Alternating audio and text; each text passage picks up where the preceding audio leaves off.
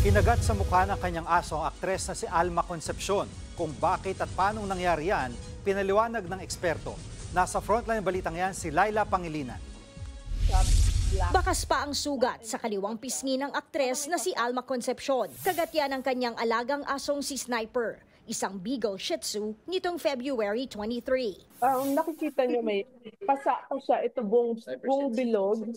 Ayan, nakikita nyo medyo ano pa siya, black and blue pa siya. Parang may pasa. Kwento ng aktres, ipinatong niya ang kanyang ulo sa balikat ng aso na ikinagalit daw nito kaya siya kinagat. Bago pa yan, kinagat na rin daw ni Sniper ang kanyang anak na si Kobe at kanilang kasambahay.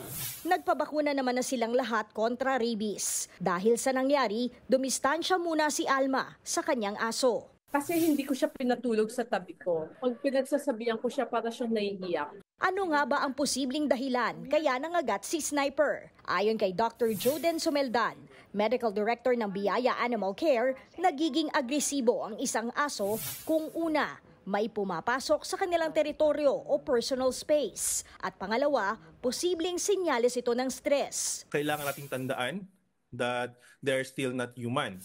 So they have this tendency na magkaroon ng sudden change in behaviors, irritations that can lead yung pagiging aggressive nila. Yan naman daw ang natutunan ni Alma sa nangyari sa kanya. Na-realize ko na it's a never-ending getting to know each other. Nagbabalita mula sa Frontline, Laila Pangilinan, News 5.